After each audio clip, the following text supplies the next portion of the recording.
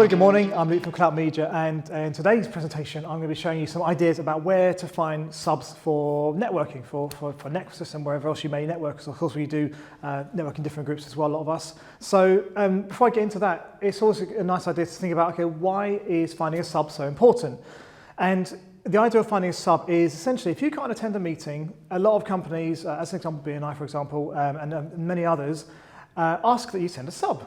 And there's a couple of reasons for that one. The main reason is because it represents you and your business if you can't attend. Now, and I can't remember exactly who it was, but again, I learned this in BNI many years ago, is that if you're not in the room, in some capacity, if you're not in the room, then any opportunities that might be coming your way are going to get missed. And we can all regale stories of, well, I was going to refer to Jeff, but Jeff didn't turn up because, for whatever reason, and at the moment, the person was in the business, there was a visitor in the room, because of course we don't all know the visitors, some companies, some networking groups, before you start the meeting, you don't know who's going to be in the room.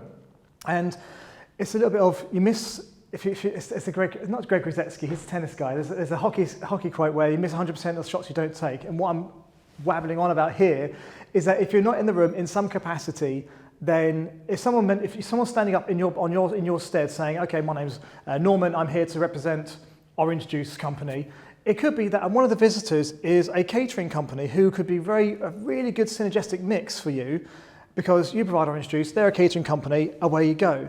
But if you haven't sent a sub who says, okay, I'm here pretending to be Norman from the Orange Juice Company, then the visitor has no idea you exist. They don't even know that you're a company, and they don't know about you. I mean, you might have your name on a form, but are they going to go through the form and get in touch with you? Probably not. So if you can send a substitute to pretend to be you, not only do they get usually a full breakfast or lunch, whatever the occasion of the meeting is, they get to represent your business, and your message that you want to get across gets heard again by the room. And of course, as you know, repetition is key in almost everything in life. And it's getting that message out there again and again and again, which gets into your head. And it might be that when your sub says your script, your 60 seconds that you send them, they might say something a little bit differently, or the thing you sent across just hits the room at the right time. And it might be that your sub who you arranged, and they've come and said your thing, hits a person that normally hasn't got a requirement for you, but because they've mentioned it when you weren't there and they subbed it, it's landed at the right time. They go, oh yeah, that's actually really quite a good time for me. They make the inquiry with you, and you get a new lead or potential business. So it's about being in the room. It's a short version of that one. So let's get into where and how to find these subs. A lot of groups have a WhatsApp group chat or and other platforms as well, but particularly let's just go with WhatsApp. We all know how WhatsApp works. And you might have 40, 50, 60 people in these groups. In my opinion, and this may be shared by others, in my opinion, putting out in one of these big groups of 70 people, hi, I need a sub for next Tuesday, is anyone available? You're going to get tumbleweed. It's a group of 70 plus people who have probably been brought into other WhatsApp groups and have got your one that you're in muted. And they're not going to check into it unless you tag them by name, because usually you can mute things, but you allow notifications of your name to flash up and make a noise on your phone. So where do you find these subs if these great big social groups, these big WhatsApp pools are not active and not constructive? And I call it a 3-3 rule, so a 3-3 rule, which I think I've kind of made up from other networking groups I've been part of. So the first three are 3 companies or businesses or individuals that you've purchased from. So who have you bought stuff from? So let's make this interactive. Take a moment now to write down just a little name of 3 people who you've bought stuff from.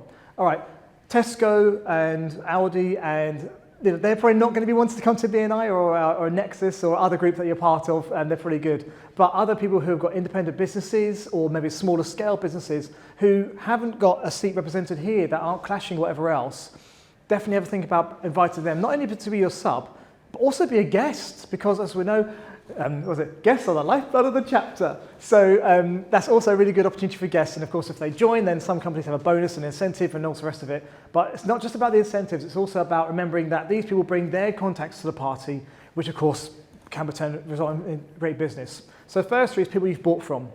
The next 3 is people who have bought from you. Can you list 3 clients who have recently bought something from you? And what's really good about this one is because if they bought from you, they know you, they like you, and they definitely would trust you given they've purchased something from you. So have a little note down of the 3 people who have recently been clients of yours who have bought in your goods or services. Okay, and these are all people you can have a conversation with. We'll come to that in a minute, how to approach these people. And the third one is in our phones, I mean, everyone's different, but in your phone, you're probably going to have a good, 800, 1,000. I don't even know how to find out how many contacts I've got in my phone. And I probably wouldn't want to know. But these are all people who, in one way or another, you might think are a bit random. But of course, a lot of people here in your phones will have jobs, will have their own businesses. So not only is it a nice thing to just have a conversation with them and say, all right, how's it all going? But also, again, potential visitor in the room, and it's another person who could sub for you. Hi everyone, okay, just a quick little add-on here, which I only thought about once I'd finished recording and sat down. In addition to my note about being in a WhatsApp group, for example, of your networking group that you're with, your chapter, whatever you want to call it, what often happens in these things is you've got one group for all the members, like the core group, if you will, and then you've got another group for really anybody who's expressed an interest in the group, visitors, guests, just people who want to find a bit more about it. Kind of like something called a social group. So you're going to have, 50, 60, 70 people in these groups. Now, for the most part of it, because we all get dragged into these networking groups sometimes on WhatsApp and so forth, and thinking, okay, maybe I'll get business one day, and you never look about it. You never look at it twice, or you probably just mute the group rather than being real about it and leaving and just quit the group and get on with your life. But you're like, no, far too British, don't want to offend anybody, so you just mute the group and never come back. The point of this, I'm rambling on, that's what I do. The point of this is that in this group of 60, 70 something people, there's a lot of potential people who are, one, interested in networking, two, have at least an idea about what networking is, three, will definitely be running their own businesses. So have a look in these groups, like these social, all randoms groups that you're in as a member, and have a look in there and find, okay, who's in this group, and maybe message a couple of them, say, hello, I see you in the group. Are you looking at visiting and finding things a bit more about it? I need a sub for a couple of weeks' time, and explain to them what's going on. So just a little add-on there. Back to the video. Cheers. So that's 6 potential, 9 potential avenues of people who could sub for you. So let's go into, and I'll summarise this now, how to get them into the room to be your sub. So you say, hey, look, I'm part of this group. It's once a month, or it's weekly, or fortnightly, so they've got an idea how much time is required to do these things. But they're one-off visiting, so it doesn't really need that. But you're mentioning how often it is in case they think, actually, I could do with something like that, because you don't know where they are in their business journey. So you mentioned about the group, when it is, what time it is, because some people can't do mornings because they've got early kids or whatever else. But usually with a bit of notice, and that's the key thing here. The notice is really important for a lot of people who want to ask to sub and to visit for you. How much it is, if there's going to be a cost, but typically if someone's subbing for you, because you're the paying member, then there's no fee to that person who's subbing for you. They get a free breakfast or a free lunch. So there is such thing as a free lunch, which I put on Facebook and LinkedIn recently. So they get you free food, and it's usually very good food at the places you go to. They present your business, and of course, if there's not a clash in your room, then they get to present their business, which of course could lead to new inquiries and instructions and so forth from them. So it's a really good idea. It's a really good idea for everyone involved to get subs into the room. So there's 3 types of subs which are out there. So you've got your sub which need a massive amount of notice because they've got a lot of commitments going on, and so is life, and that's absolutely fine. But if you can get someone who says, yeah, I can sub for you if you give me 3 weeks or a month or something notice, then that's great, absolutely fine. You've got a sub in the bank in your reserve list. The second type of sub is they only need like a couple of days, maybe a week or something, and that's really good as well to have. And the third type of sub is somebody who could say the night before, look, I've been violently ill, or the kids are ill, or whatever, what we class as an emergency situation, who go, yeah, sure, I'll be there, and they're your guy. They'll come up to the meeting, no questions, whose car we're going to drive, whatever that phrase, that meme is we've seen online. So those are your 3 types of subs. So I'm going to stop it there. Hopefully that's been useful to everyone who's looking and thinking about where to get the subs, how to get the subs, and why it's a good idea to get the subs.